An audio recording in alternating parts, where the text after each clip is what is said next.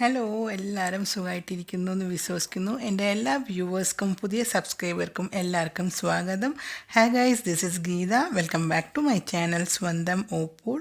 അപ്പോൾ ഞാൻ ഇന്ന് വന്നിരിക്കുന്നത് ഒരു DIY kitchen tips and tricks ആയിട്ടാണ് വന്നിരിക്കുന്നത്. അപ്പോൾ എല്ലാവരും ആദ്യം മുതൽ അവസാനം വരെ കാണണേ.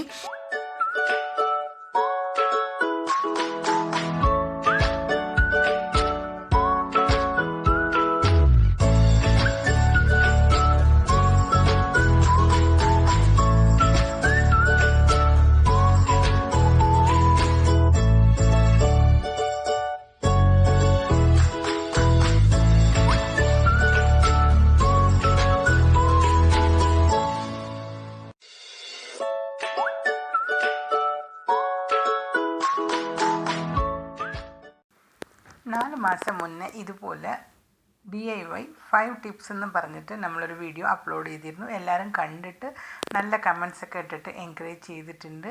അതേപോലെ ഞാൻ കഴിഞ്ഞ വീഡിയോ മൈക്രോ ഗ്രീൻസ് ചെയ്തപ്പോൾ എല്ലാവരും അത് കണ്ടിട്ട് വളരെ നന്നായിട്ടുണ്ടെന്ന് പറഞ്ഞിട്ട് എനിക്ക് നല്ല കമൻസ് തന്നിട്ടുണ്ട്. വളരെ നന്ദിയുണ്ട്. അതുപോലെ ഈ വീഡിയോവും നിങ്ങൾ കണ്ടിട്ട് നിങ്ങളുടെ അഭിപ്രായം കമൻസിലൂടെ എനിക്ക് അറിയിക്കുമെന്ന് വിശ്വസിക്കുന്നു. അപ്പോൾ നമ്മൾ എത്രയും പെട്ടെന്ന് നമുക്ക് വീഡിയോയിലേക്ക് കിടക്കാം. എല്ലാ വീട്ടിലും ഫ്രൈഡ് റൈസ്, ഗസ്റ്റൊക്കെ വരുമ്പോൾ ഫ്രൈഡ് റൈസ്, ബിരിയാണി, പിന്നെ ലെമൺ റൈസ്, കോക്കനട്ട് റൈസ്, അങ്ങനെ പലവിധമായ റൈസ് ടിഫിൻ ബോക്സിലേക്കും ഒക്കെ ഉണ്ടാക്കാറുണ്ട്. അപ്പോൾ നമുക്ക് ചോറ് ഒട്ടാതെ കിട്ടണമെങ്കിൽ എന്താ ഞാൻ ചെയ്യുന്നതെന്നാണ് നിങ്ങളോട് ഷെയർ ചെയ്യാൻ പോകുന്നത്. ഞാനിങ്ങനെ ഒട്ടാതെ കിട്ടാൻ എന്താ ചെയ്യുക, അരി കഴുകിയിട്ട് നമ്മൾ കുക്കർ അടുപ്പത്ത് വയ്ക്കുമ്പോൾ 2 തുള്ളി അല്ലെങ്കിൽ ഒരു 3 ഡ്രോപ്സ് വന്നിട്ട് കുക്കിംഗ് ഓയിൽ യൂസ് ചെയ്യും ഞാൻ. അപ്പോൾ നമുക്ക് വിടർന്നിട്ട് കിട്ടും. ഒരു വിസിലൊക്കെ ചോറാവും എനിക്ക്. ഞാൻ പച്ചരിയാണ് യൂസ് ചെയ്യാറ്. പിന്നെ അത് കഴിഞ്ഞിട്ട് നമുക്ക് തുറന്നു വെച്ച് കുറച്ച് നേരം ഒന്ന് ആറിക്കണം. അപ്പോഴാണ് തമ്മിൽ ഒട്ടാതെ കിട്ടുക. എന്നിട്ട് നമുക്ക് ഇങ്ങനെ റൈസ് ഉണ്ടാക്കുമ്പോൾ വളരെ നന്നായിട്ട് വരും. അപ്പം നിങ്ങളെല്ലാവരും ട്രൈ ചെയ്ത് നോക്കൂ കേട്ടോ. സെക്കൻഡ് ടിപ്പ് നോക്കാം. ഇങ്ങനെ പരിപ്പ്, പച്ചമുളക്, തക്കാളി എല്ലാം ഒന്നിച്ചിട്ട് ഇട്ടിട്ട് കുറച്ച് പേര് ഇങ്ങനെ വേവിക്കുന്നുണ്ടാവും. അപ്പോൾ അതിൽ നിന്ന് വെള്ളം പുറത്തേക്ക് വന്നിട്ട് സ്റ്റൗവ്, കുക്കറൊക്കെ ചീത്തയാവാതിരിക്കാൻ 2 തുള്ളി വെളിച്ചെണ്ണ അല്ലെങ്കിൽ ഏതെങ്കിലും കുക്കിംഗ് ഓയിൽ ഇട്ടിട്ട് വേവിക്കാം. പിന്നെ എപ്പോഴും ലോ ഫ്ലെയിമിൽ വേവിക്കുന്നതായിരിക്കും. ഗ്യാസും സേവും, നല്ല ടേസ്റ്റും ഉണ്ടാവും. മിക്സിയുടെ ജാറിൻ്റെ ബ്ലേഡ് എപ്പോഴും ഷാർപ്പായിരിക്കുക. ഞാൻ എന്താ ചെയ്യുക, ചമ്മന്തി അരയ്ക്കുമ്പോഴും അല്ലെങ്കിൽ കറിക്ക് തേങ്ങ അരയ്ക്കുമ്പോഴൊക്കെ ഞാൻ ഉപ്പ് ചേർത്തിട്ട് അരയ്ക്കാറ്. അപ്പോൾ എപ്പോഴും ഒരുപോലെ ഷാർപ്പായിട്ടുണ്ടാവും. നമ്മൾ അതിനായിട്ട് സെപ്പറേറ്റ് ആയിട്ട് ഒന്നും ചെയ്യേണ്ട. ഞാനിങ്ങനെയാണ് ചെയ്യുക. നിങ്ങളും ഇങ്ങനെ ചെയ്ത് നോക്കൂ.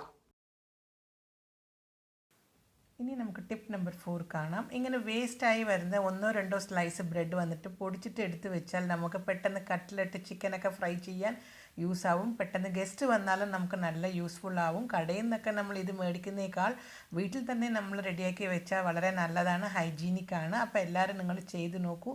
ഇത് വളരെ ഹെൽപ്ഫുൾ ആവും.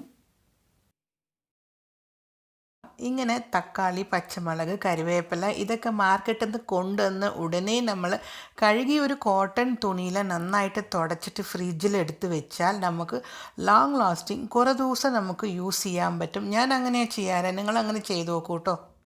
ഇങ്ങനെ നേരത്തെ ചെയ്ത് വെക്കൊണ്ട് പെട്ടെന്ന് ചീത്തയാവാതെ ഇരിക്കും. പെട്ടെന്ന് കുക്കിംഗ് നമുക്ക് ചെയ്യാൻ പറ്റും. അപ്പോൾ ടൈം സേവിങ്ങുമാണ്.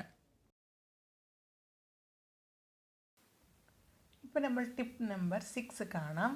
ഇങ്ങനെ ബിസ്ക്കറ്റ്സ്, പിന്നെ എന്നിട്ട് ചിപ്സ് ഇതൊക്കെ ഓപ്പൺ ചെയ്ത് കഴിഞ്ഞാൽ അതിൻ്റെ ഫ്രഷ്നെസ് നഷ്ടപ്പെടാതിരിക്കാൻ ഇങ്ങനെ ഒരു ഗ്ലാസ് ജാറിലാക്കി നമുക്ക് ഫ്രിഡ്ജിൽ സൂക്ഷിക്കാം.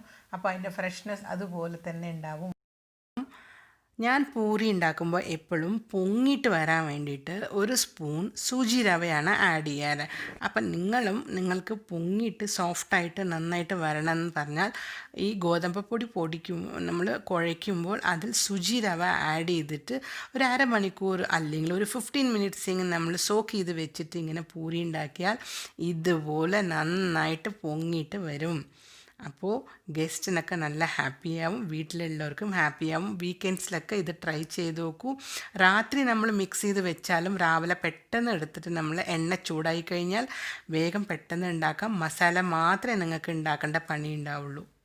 അപ്പോൾ എല്ലാവരും ഈ ടിപ്സൊക്കെ ട്രൈ ചെയ്തിട്ട് നിങ്ങളുടെ അഭിപ്രായങ്ങൾ എനിക്ക് കമൻറ്റിലൂടെ അറിയിക്കണേ.